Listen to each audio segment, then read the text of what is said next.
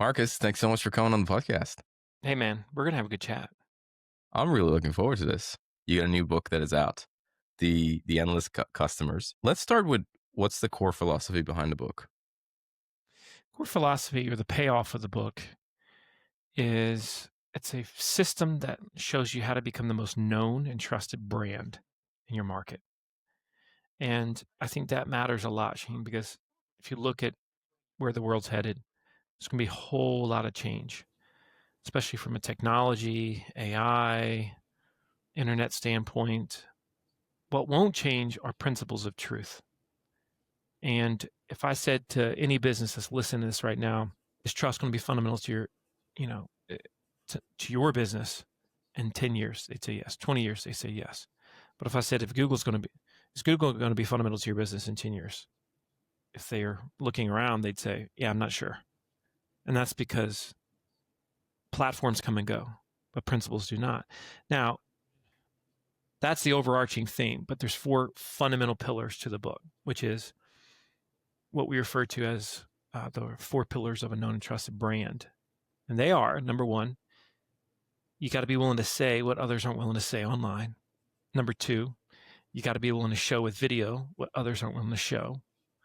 Number three, you got to be willing to sell in a way that others aren't willing to sell. And number four, you got to be more human than others are willing to be. And here's where it's great. Where it's great is, it sounds pretty simple on the surface, right? But if you go to most companies, like I'm talking like if we had 1,000 people listen to us right now, and I said to the 1,000, how many of you are honestly talking about, showing, selling, and being more human than 99% of your competitors consistently all the time? Nobody in the room would raise their hand. That's what I know to be true because I do these polls because I speak for a living, right? And so that's what makes this system so powerful, so beautiful, and it works. I do want to dive into each of the principles, but before I do that, I'm keen to know what has changed since you published They They Ask ask You you, Answer. yeah, yeah. That kind By of the made way, you, I got to saying, share yeah. something with you. This is interesting for anybody that appreciates like good marketing. Do you wonder why I changed the name of the book? Because They Ask You Answer is a very successful book. I mean, it's done over 100,000 copies. It's not like world class, but it's pretty good. And I learned from a guy named Rory Vaden that a great book title should pass the I want or the I wish test. In other words, ideally, before the title, you could say something like, I wish I could have a 4-hour work week, or I want to win friends and influence people. I wish I had atomic habits. But what people don't say is, I wish They Ask You Answer. And that's because a lot of authors name a book the strategy or the how, but not the why or the payoff. And so the payoff of They Ask You Answer, the strategy, is endless customers if you do it the right way. And so there's just a food for thought. If you I love like, that. if you're looking at book titles, now that I've told you this, when you see titles, you'll notice that there is definitely a trend of the best titles oftentimes pass the I want I wish test. Now, That's what such an is important point when it comes to yeah, like the content. Yes, of course, the content is so important and all that stuff, but title matters, dude. title, Nobody walks. title. No, see, They Ask You Answer. It crushed for referrals. It crushed for anybody that heard me speak about it. But nobody walked by it on a bookshelf without knowing what it was and picked it up because it didn't pass the test. That doesn't mean there can't be exceptions to the rule, but words matter, messaging matters, psychology matters, and I'm here for all of it. I'm obsessed with all of it. I'm thinking about this all the time. And, one of the biggest things I'm thinking about is this incredible change that we're going through. Just today, the Wall Street Journal came out with an article talking about how so many websites are hemorrhaging traffic right now. If you look at this, for the better part of 20-ish years, what we had to do as businesses is be recommended by humans and be recommended by search engines. The way we would be recommended by search engines, i.e. Google, was twofold for the most part. We needed to be recommended from this thing called search engine optimization, right? Showing up in organic search results. And if we couldn't do that, we'd pay for it, paid ads. Right? And now all of a sudden, you're seeing this massive shift of people that are going over from Google and they're going straight to AI. And over 60% of all searches on Google even don't end up in someone clicking a blue Yeah. link on the page. And so that is a mega, mega trend. Anybody that's building their house on Google alone is going to be in trouble in the future. And what's extraordinary to me is the amount of SEOs that have said, no, this isn't going to affect us. You are hallucinating, or you're just being utterly ignorant if you're thinking as an SEO that we're not going to be affected by what's happening. I just talked to my 18-year-old 2 days ago, and she said, she was just kind of randomly talking about ChatGPT. She said, I love chat. I said, really? Of course, I'm like all in on like how people behave, right? And I'm like, why is that? What do you love about it? She said, I just love that now I ask for direct links on Amazon instead of searching on Amazon. Think about that. I hadn't even thought about that. Google's not the only one that's going to get like blasted here. Even Yeah. Amazon is going to take a huge hit. And they're going to take a huge hit. I hadn't even thought about that as a usage case. But that's the way that she's using it as an 18-year-old. See what I'm saying? And I said, "What else are you doing?" And she said, "Well, there's just a lot of songs out there I don't understand. I'm getting all the background stories on all the songs that I love on ChatGPT. It's telling me this." I'm like, Wow. "Oh, okay, that's fascinating. I hadn't thought about that." Right?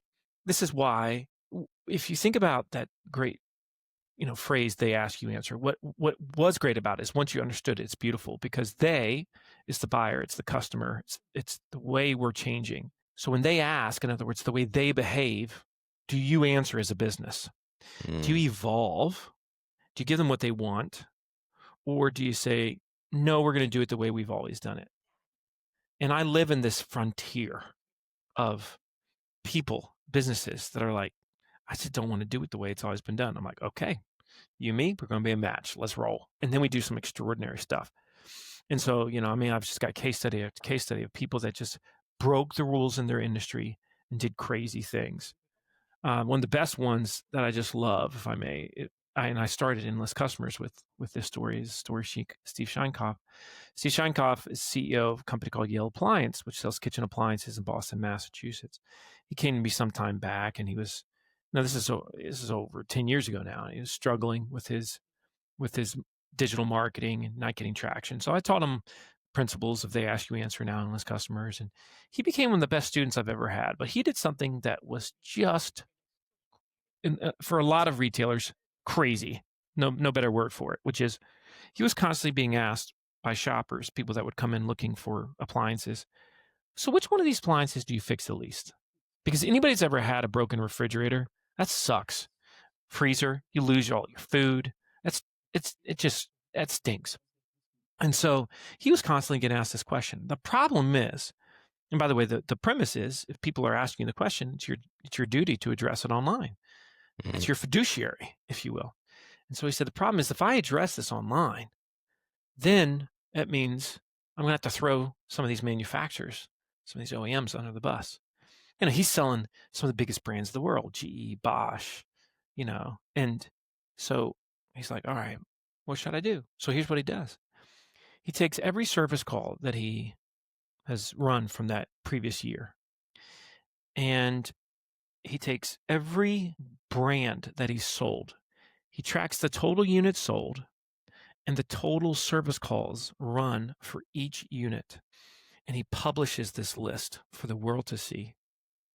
And you learn the least service brand that he sells, which I think was KitchenAid this year. It was like originally it was KitchenAid. This year is a company called Gaggenau. And you learn the most service brand that he sells, which is wild. General Electric has been the worst multiple times. And now everybody is, if you think about that, no retailer would do that because who are they afraid of? They're afraid of the vendor, the manufacturer, the OEM. But Steve said, what I'm afraid of is not winning the trust of the Mm. buyer. And to be a known and trusted brand, you got to be willing to say and show what others aren't. And Yeah. that is like the perfect example, but it takes courage. And so if you're listening to this right now, I'd ask you, do you have the courage of Steve Scheinkoff? Because he has become the most trusted voice in his industry. Ain't nobody like Steve Scheinkoff. He's the gatekeeper of truth. The big brands, they're afraid to death of him. He's a digital David in a land of Goliaths. That's what happens when you break the rules. I think that's an awesome example of the kind of the four principles, and some of it comes out.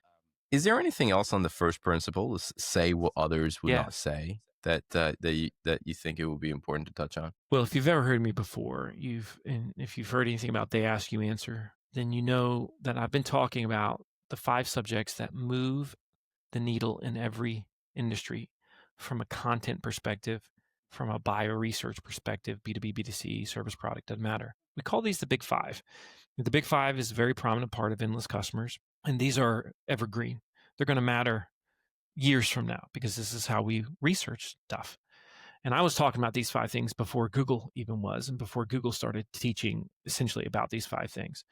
So as buyers and consumers, we're obsessed with these 5 subjects. Number 1, how much is it?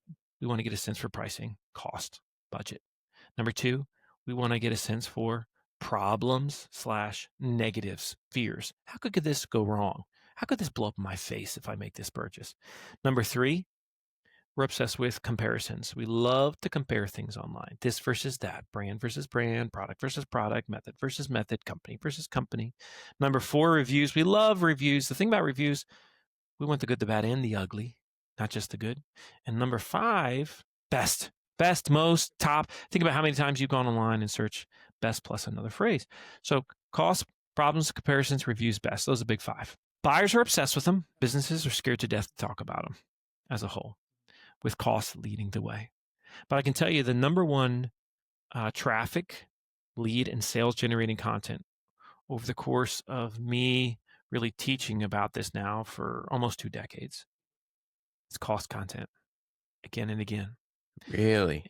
Yes, and it's Can not can you tell close. me more about that? Well, let's just think about your psychology as a buyer for a second. First off, the second someone enters the buyer's journey and knows they have a problem and knows they have to buy something to solve the problem, they have the same question every single time. What do you think it is? How much? Roughly, how much is this going to cost? And many of those people, if they can't get an answer, they stop in the buyer's journey right there. And so when you're on a website and looking for cost and price information, and everybody that's listening to this right now has experienced that before, and you can't find it, what's the emotion you experience? Well, you get frustrated. If I said to you, well, do you stay on the website looking for cost and price? You'd laugh and say, no, Marcus. If I said to you, well, do you say to yourself, well, of course they can't talk about cost and price. They're a value-based business. You'd say, no, I don't say that. Like, you don't call them on the phone and say, I give you a pass. You haven't addressed this. What do people do? They keep searching and they search until they find what they're looking for. And generally speaking, whoever gives them what they're looking for, they're going to get their business. If not their business, at least they're going to get first contact, first phone call. Now, there's 3 fundamental reasons why businesses don't talk about cost and price online. And again, it doesn't matter who you are. By the way, if you're listening to this right now, please stop telling yourself he doesn't understand my business. Our situation's different, because I do. And do not think that your sauce is special. It's not. I own multiple companies today. None of them are special. Some are B2B, some are B2C, some are service, and some are product. And I can tell you, ain't none of them special, because the buyer is the same with every single one, which is it's rooted in trust, and they have some fundamental questions, worries, concerns. The only difference is sometimes there's more decision makers, man. I mean, this really isn't that different.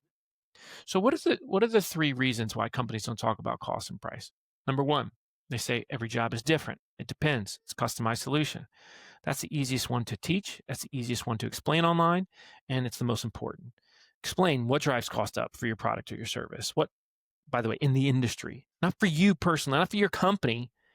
80% of a cost piece of content, video, article, etc., should be about the industry. Everybody gets so caught up in, I got to give my price list. No, but you got to teach what drives cost up in your industry, what drives cost down, why are some companies expensive, why are some companies cheap, roughly, where do you fall? You see, just by doing those 5 things, and those are the really fundamental 5 things that you discuss in a pricing piece of pricing content, that all of a sudden defines this thing called value. And that's what buyers need to understand. Value in their industry. If they can't understand it, again, they can't move forward. Now, in Endless Customers, I've got this roughly 15-point checklist for the perfect pricing page. I just mentioned 5, but there's a bunch of Mm, others. But by addressing these things, you don't have to say exactly what it is, but you can explain why it depends. And that teaches value and that helps you to win. Now, the second reason why companies don't talk about cost and price is they say, well, I don't want my competitors to see it, which is utterly ridiculous because if I said to anybody here that's worth their salt, do you have a pretty decent sense for what your competitors charge, you'd say, yeah, of course I do. I've been in the game, Marcus. I've done my research. So if you have a sense as to what they charge, they have a sense as to what you charge. This is the big secret, non-secret. Everybody acts like nobody knows what everybody's charging, when in reality, everybody's got a really good sense as to what everybody else is charging. Besides that, your competitors don't pay your bills. The last time I looked, why in the world would you base important decisions on them? I know I don't. And the third reason why we don't talk about cost and price is we say, well, we tend to be more expensive. And if we're more expensive, we just might scare them away. The thing that actually scares us away is when nobody gives us anything. Ignorance is what bothers mm. us the most online. It's no different than if you go and you're vetting a restaurant and you go to the menu and there's no pricing on the menu, you ain't going. You're not going. Why? They planted a seat of doubt. You could afford it, but you didn't go. They planted a seat of doubt. And when seeds of doubt exist, inertia occurs. When the first piece of content I ever put on my swimming pool website, I started a company called River Pools in 2001, almost lost it because of the economic crash of 2008, 9. We did They Ask You Answer, now Endless Customers, but we did this.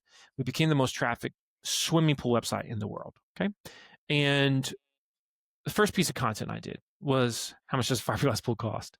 We tracked, because we had HubSpot over the years, we tracked the revenue that one single piece of content produces over $35 million in sales Wow. that of leads that came to the Wow. site from that article. And we never said exactly how much it cost. See, that's the thing, man. And so there's different levels of discussing cost online. Level 0 is when you have a pricing tab on your website, but you go there and there's a form and that's it. And it just pisses people off. All right. So that's level 0. It doesn't even count as a level because it just makes people mad. Level 1 is when you have a pricing page, but you don't actually teach them very much.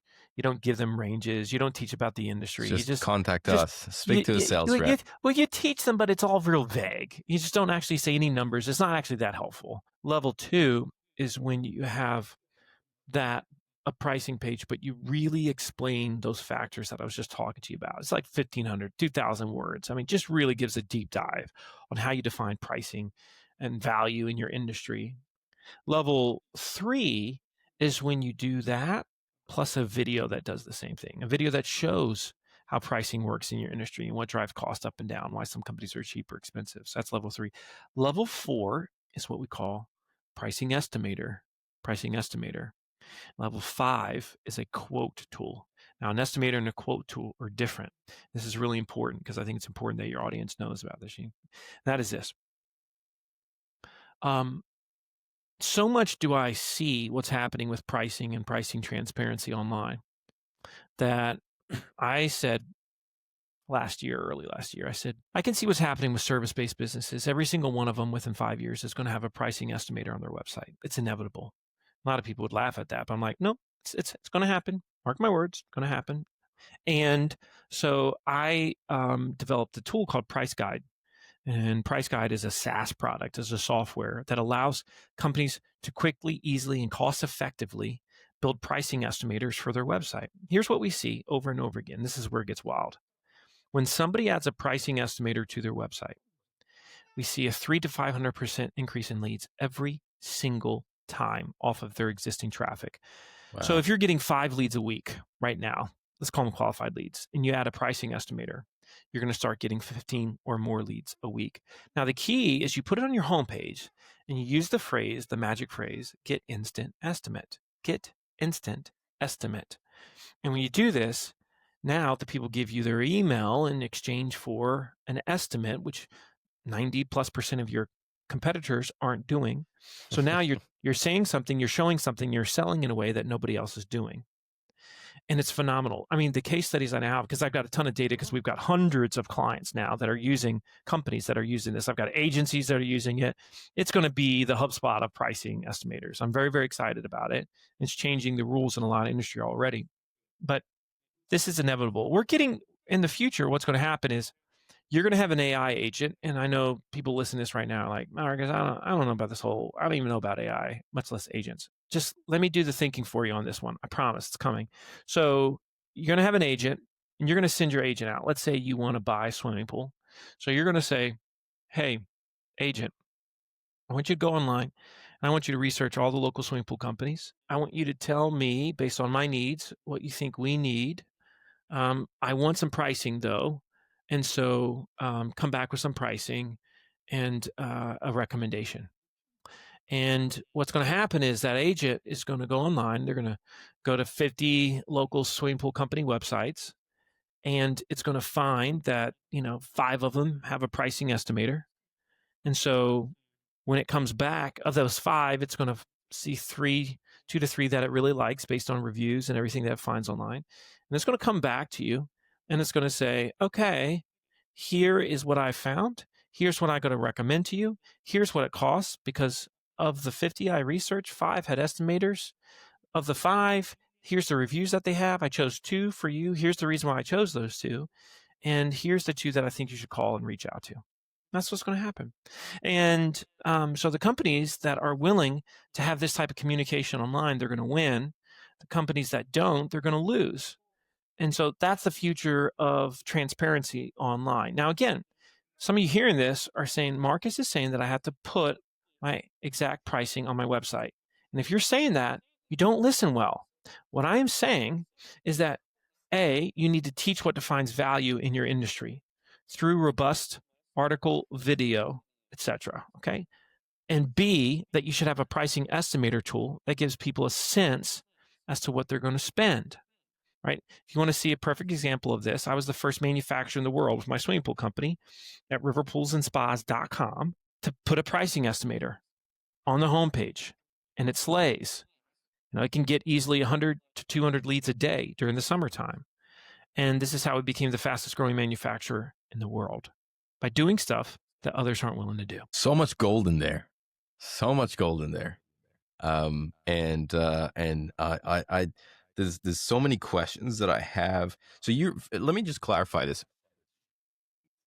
You're saying that regardless of the business, a price estimator is going to become a must. It is one of the I don't want to say key, but it's a very important component of any business. And the reason I'm asking this is, are there businesses that you would recommend not to have a price estimator on their Yeah, like if you're a restaurant, you don't need a pricing estimator. Put your dang menu up there and let them figure it out. You're right. That's an example of it. But if you do catering, I'd have an estimator. Mm. Right? See the difference between Anything the that two? has a little bit of a complexity in it. Yeah, it's literally all you want to do is say to yourself, do I sell a type of product or service where when somebody knows they need it, they say, roughly, how much do you think that's going to cost us? That's literally what you want to use as your litmus test. Mm. And once you do that, let me tell you another crazy story, Shaheen. I had this company in Scotland that have been doing They Ask You Answer for a long time. And man, they build sheds. They're called Gillies and McKay sheds.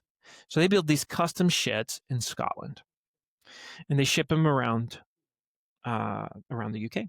So they had cost articles, they had cost videos, and they even had a price list on their website. And they said, Marcus, I think we want to add price guide. I said, I don't think it's really going to work for you because you have a price list.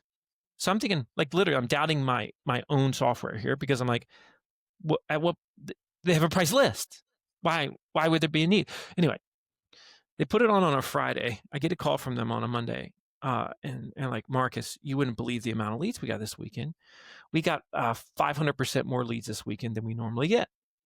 And it has roughly stayed that number since they installed it on their website. It's generated hundreds of thousands and additional pounds of revenue for their business.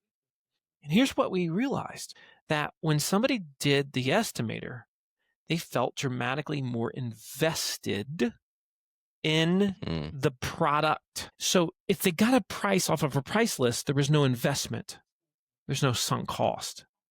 But if they answered a series of questions like, so how big do you feel like? How much area do you want with your shed? And are you going to want any of these additional accessories? And because they're essentially building it, they're designing it. Really mm. fascinating here. Now all of a sudden, sunk cost fallacy seeps into play. They're much more invested. They want to buy the thing. So interactive tools are a big deal. I talk a lot about this in Endless Customers. We call them self-service tools. Another one, Shaheen, that'll blow your mind. This is really fascinating. I've been doing experiments. We've created some tools that um, you've seen those scheduling tools where you can schedule, instead of talking to a human, you can schedule time to talk to a rep, right? You've seen those on websites. That's not Yeah, very Calendly, special. so on and so That's forth. that's Yeah. yeah, like Calendly. Well, imagine this. Imagine Calendly. Let me just give you a real life scenario. Let's say you want to sell your home, Shaheen. So you go and you hear about a local realtor company. And so you go to this real estate agency's website and you see they got 7 realtors. You're like, well, which one should I choose? And then what happens is, or which one is the best? I wonder. What happens is you get to see a bio for each one. You get to see the image for each one, maybe watch a video for each one. And so after you vet all 7 of these, you get to choose which realtor you talk to from the firm. So we have seen this. I've done this with financial advisors. I've done this with Steve Scheinkoff's website. I mean, it's a few others. It's wild. Every time someone gets to choose their salesperson, closing rates double. Boom, boom. They double.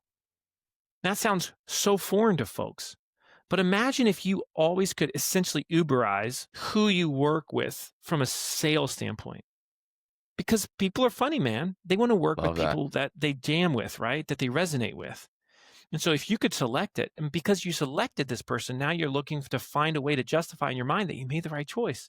Guess what you end up doing? You purchase. It's crazy. Wow. You've talked about video multiple time on this call, and I Yeah, know you're big on video. I mean, I was big. telling you before we jump on the call, I remember the HubSpot inbound training courses and how you would talk about video and how everybody should get. Man, I've been saying long before anybody was saying video, video, video, I was like, you should have a full-time videographer. And I was like, that's I crazy. I remember actually. I'll stop you there. One of the quotes that you had was I I think this is your quote where you said you are a media company Yeah. happen to sell X, whatever Yes. X is. And I Yes. took that to heart. I mean, I think at our agency, our third hire was a videographer. Dude, way to Um, go, you and baller.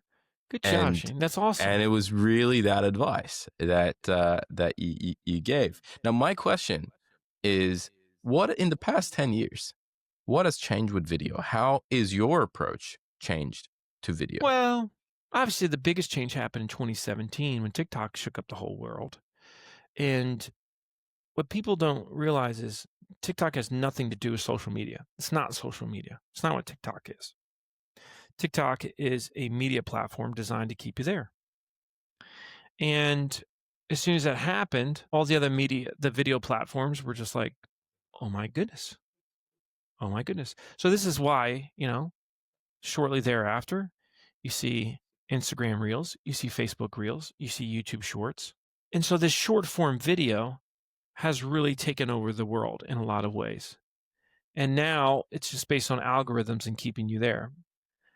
It's good and bad. I mean, I don't even want to get into the psychological, issues that come with things like TikTok and short form video and whatnot. But for a business, when you want to be found, and if you want to create top of funnel or outside of the funnel awareness, it is pretty phenomenal. It's really, really powerful, and you can scale very quickly. So short form video has been a big part, but also long form video. I mean, you're seeing now, it's like, why are the number one podcasts in the world like 2 hours, 2.5 hours? So a lot of Mm, people that just want to dig into, they just want to have deep thought. So, you go to the short form just to kind of like, just get lost, basically. You go to long form to get your learn on. That's what's happening. So that's been one big difference. Also, it's very omni-channel. When people say omni, what they're just really saying is, it, you know, you don't just want to do video only on one platform. You want to be doing video on the Facebook if you have buyers on Facebook, on TikTok, and certainly on YouTube. But there's a very strong argument, and this is where it gets crazy, Shane. It's a very strong argument that within the next 5 years, your YouTube channel is going to be much more important to your brand than your website. And for many people, Specifically that's, YouTube. You're saying that that's yes, your YouTube specifically the channel. case with YouTube. Yeah, your Tell me, YouTube tell me channel. why. Well, if you think about if you think about what's going on, what's not taking a dip right now is people use YouTube channels because of AI. You can still do really, really well when it comes to search on YouTube. It's much more of a blue ocean when it comes to search there. So you can be ranked number one in Google search results today. And in the past, you might get 80% of the clicks, and today you'll get less than 20% of the clicks. And that's because that person is, getting the AI answer. That's because Mm. they're reading the summary, they're reading the related questions, they're, looking at the map, or just they're looking at the sponsored links, whatever it is. And so it's pretty wild, what is happening here with respect to the amount of companies that have been doing content en masse for the last decade or so. They're just getting kicked in the teeth right now. But the ones that have been doing well with video, they're not getting kicked in the teeth, Shaheen. They are continuing to blow up, and they're doubling down. And so this is not going to stop. As you use AI more in the future for search, you're going to use Google less, but if anything, you're going to use YouTube more, not less. Mm. So that has a pretty powerful implications. Now, the problem, of course, with YouTube, it's you're playing by, another person's rules, and it's rented land. It's not your property. Whereas your website you own. That being said, if a billboard in the desert never gets read, what's its purpose? Now, I don't think you should stop investing in your website content. In fact, AI recommendations are going to be pivotal to your business in the future. And if you're going to be recommended by AI, you need to follow everything I talk about in Endless Customers, because ultimately, what's AI going to recommend? The most known and trusted brands. That's what they're going to recommend. And every single piece of content that you put out there is a trust signal, and not just the content you put out there, but the content everybody else puts out there about you. So, when you look at that, this is why it's important that you're on more platforms today than, when I started doing the Ask You Answer with River Pools in 2009, man, I took over the internet and I wasn't really doing anything but content on my website and some YouTube. That was it. I wasn't doing any social media. I didn't have to. We took over the whole industry. Couldn't do that today. Times are changing. I don't sit there and deny them. I'm not trying to protect the past. I will blow up every single previous belief if I feel like times are changing, and they're changing now. That brings me to one of the questions I wanted to ask you, and that's exactly that. What is something you've changed your opinion on in the past 10 years? Something that you believed 10 years ago that you're like, I was wrong, or it was not correct, or whatever it was, but you changed your opinion on it. I make a decent amount of predictions. I think I've been right 80 to 90% of the time. I thought AR VR was going to be bigger by now. It's not close to being very big. And I think there's a pretty long distance between now and the time that AR and VR are just like mainstay, fundamental Mm. components of everyday business and shopping and buying. One of it is you got to follow the money trail. Where's 99% of investor capital going right now? It's going into AI. AI. Yeah. It's not going into VR. You know what I mean? Even Meta has said, let's make a pivot here, right? And they were like the ones that were spending the most money in the world. $40 billion or something? Yeah. $40 billion pivot. Yeah, they were spending the most money in the world on AR VR, and they're like, So I was, I was wrong about that. I also think like, they're like simple things that we were doing for a long time now are pretty ridiculous. Like downloadable guides. Why are you gating your content, people? Stop gating your content. Give it away. Because for a decade, your buyer guide was what you used to get that first party data. Now, instead of the buyer's guide, what you need is an interactive recommendation tool or pricing estimator Mm. like Price Guide or something like that. That's that's worthy for someone to say, "Hey, I will give you my information in a trade because there's value for value here." But nobody sees a buyer's guide as value anymore. Enough to say, "Let me download that," when they could go freaking make it on ChatGPT in 30 seconds themselves. You see what I'm saying? It just, that's like, come on now, we got to evolve a little bit, and we got to get with the program on that one. I think that's changing. I do think that because of all this AI, I think in person is going to have a very strong place, believe it or not. Mm. And I think they're both going to be really, really powerful. But I think in person is going to look, in person events are huge right What do you now. think is the next iteration of in person? What is that? Is that just like the traditional? It's like big events, small events. Do you have any thoughts on that? Yeah, I mean, I think events are, man, I mean, they've got a great runway. If events was a thing that you could invest in, to a degree, I mean, I a big believer in events and the power of events, selling at events, having that nose to nose conversation at events. I think that's really powerful. But I definitely see a situation where, let's say, like in the B2C space, where if you have the ability to do a design center for very inexpensively, and people could come to you and have a sit down experience and feel that consultative vibe. I think that has a place. Now, I'm not saying that you should make that your business model, but I think there's always going to be a place for that. Whereas I might not have felt that. I might at one time Mm. said, I still believe everything you and I think has to be sold in person eventually will be sold online. I believe that, yes. But I also believe there will be incredibly strong business models that are rooted in the sunk cost, which is getting out of your house, making a trip. So different than if somebody come and visits my swimming pool company. The closing rates are like triple. They just all of them buy when they come and they visit because they make a drive. It might be an hour long. They're together. They're completely focused. When they're researching on the internet, the couple's not even probably together. They're not even talking about it. One's at work, the other's at work, whatever. You see what I'm saying? And so it's like that's powerful, man. And that's why there's a very strong argument to that. At the same time, more people are going to buy cars sight unseen too. Both are going to coexist, which is fascinating, which is very powerful.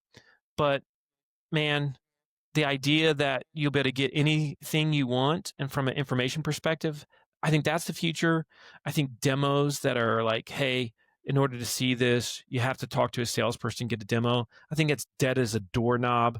I think most of the way SaaS models are sold today is the most utterly ridiculous, antiquated methodology I've ever seen.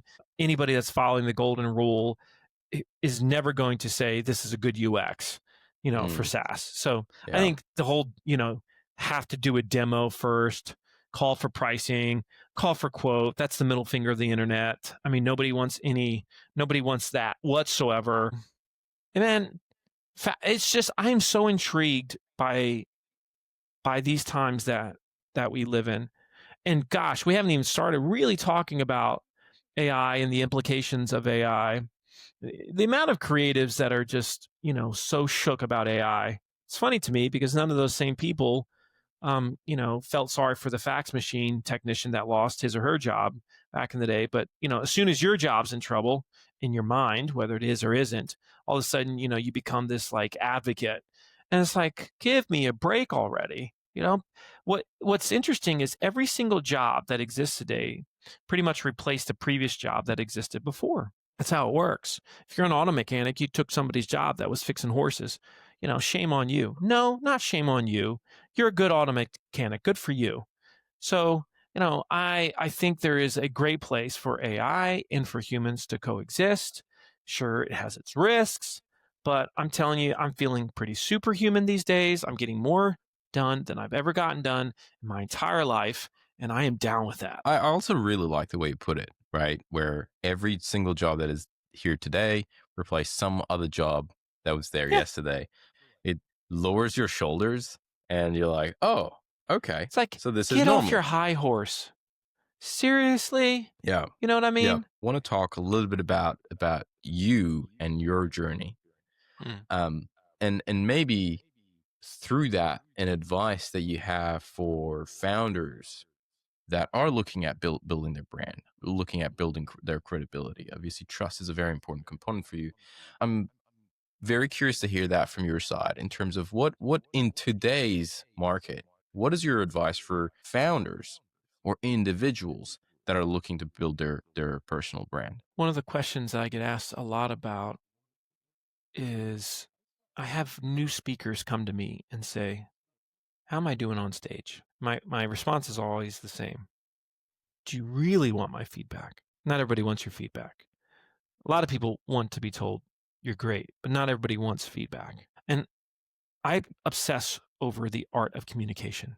Obsess over it, Sheen. It's my whole life. I have a company that does sales and leadership training. I have a company that does endless customers implementation. One's called really a marketing company. One is a sales and leadership company. It's all the same thing. How to connect with your audience quickly, deeply. So that's all marketing is. It's connecting with your audience. Sales, it's connecting with your audience. Leadership, connecting with your audience. So I'm obsessed with connecting with your audience. It's what I'm thinking about all the time. And I've been thinking about that subject really since I was 20 years old. And I've never stopped. I've never stopped. Now, your original question here was what? Because I had to point with that. What is your advice Yes. for All an right, all right. For the person individual? that's starting it now. Yeah. Reason that I'm saying that is a couple things here. The number one skill that dictates average income in the world today, they've done some studies on this, is your ability to communicate. It's the most important skill. It's not even close. And when I'm seeing these new speakers on the stage and they're asking me, Marcus, for feedback, the number one thing I have to tell them is you're trying to look smart and it's coming out. And because you're trying to look smart, you're losing credibility. Too often, people are trying to prove themselves on the stage. And when I say the stage, I'm talking about any stage. I'm the type of speaker, and this will have a point, I promise. When I go and speak to an audience, because I have a very unique style, is extremely interactive. I go into the audience, I'm very, as the Aussies might say, very American, but it means I have a lot of energy. Okay. All right. By the way, most American speakers are not like that. It's just, everybody sees Gary Vee and say, that must be how they all are. No, it's not like, I promise it's not like that. But I actually go into the audience. We go on a roller coaster of emotions together. Number one feedback, not number one feedback, but I get two types of feedback. 98% of the audience says, it's the best speaker I've ever seen. Best speaker of the conference. It was exhilarating. 2% of the audience says, didn't like him, yelled at me, invaded my space. I can tell you before I walk on a stage, I've already let go of the 2%. Because a long time ago, I realized unless I did, I wasn't going to be special to anyone. Mm, The happiest day in the life of a business isn't when you know who you are. It's when you know who you're not. Because then you know who you're not a good fit for.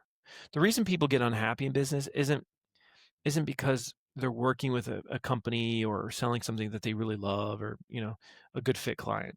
It's because they're working with a bad fit client.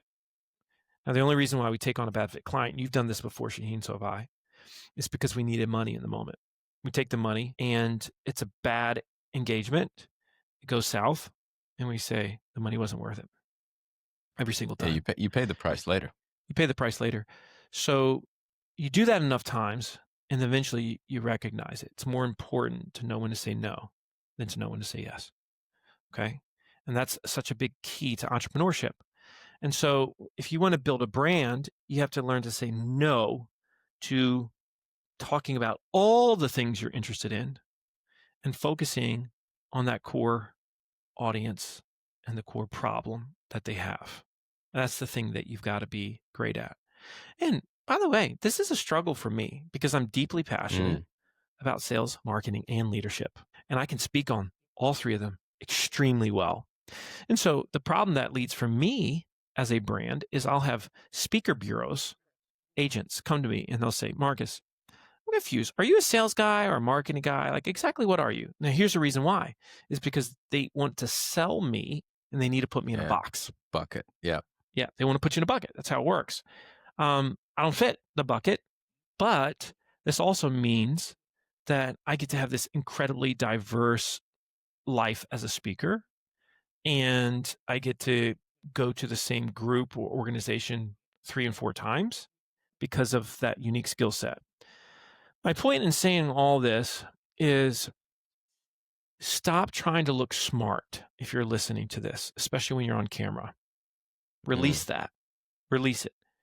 I know you might think it's like it's hard, but you can release that because if you know your tribe, if you know who you're talking to, if you know who you are and what you're not, and you release those who you're not a good fit for, no longer are you the imposter. If I was just like, just a different type of speaker and I was just like, I don't know, just very different. If I tried to be Seth Godin, I'd be an imposter. I probably have imposter syndrome, but I'm not Seth Godin. I got my own style. I got my own flair and I'm totally down with it. I'm comfortable with it.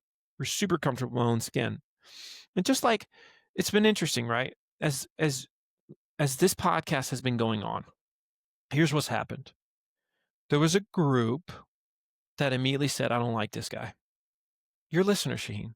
They said, I don't know if I like this guy. And eventually they said, you know what? It's kind of rubbing off on me.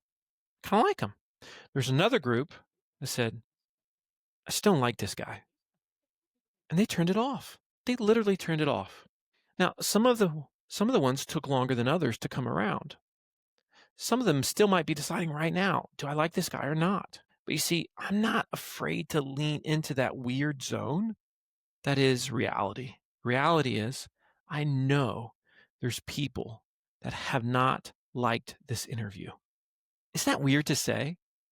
I'm so comfortable with it. I think it's great because it also means that there's another group as like, this is exactly what I needed. This is exactly what I needed to hear. And I want you to, as a listener, get very comfortable with that because then you're going to become much better with messaging and with sales and with Mm. leadership. And so all these things that can help you to become the best of the best, live your best life. I feel like that it comes down to saying no.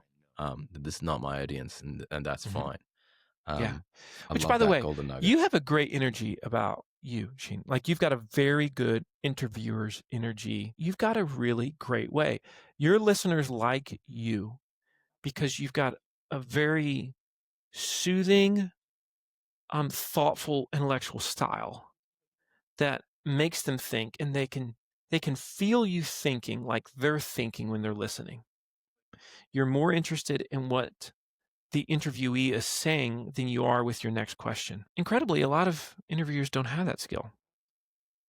And so what's wild though is some people would say, Shane's not my cup of tea. And what's beautiful is you know who you are. And that's making you very successful. I think on that very high note, we should end the show. I don't think we should talk about anything. I'm going to take that as as as the high point of the podcast. But I mean, first of all, thank you so much for that, Colin. You're very kind. It's a lot easier when there are guests like yourself with a lot of insights. I mean, I've taken heaps of notes from this episode, and I wish we had more time because I have questions around types of videos, the selling, the human parts, being more human, the tactics that you're using. I got a lot of questions, and maybe we'll explore a second round. But again, as I said, I've taken a lot of notes, Marcus. I just want to say thank you so much for coming on the podcast. I really appreciate your time. Man, you're so welcome. Listen, if you're listening to this right now, make sure you connect with me on LinkedIn. And that's where I put my content first. That's the lab. Pick up endless customers. I think you'll love it, especially if you apply it. It'll change your life. And give Price Guide a trial because you'll see very quickly, oh my goodness, he was right. Where do all these leads come from? I mean, that's incredible. And that's why we do this to make really positive change. So, Shaheen, this was great. It was a pleasure to be here. Let's make sure we run it back at some point. Thanks so much for coming on the podcast, Marcus. You're welcome.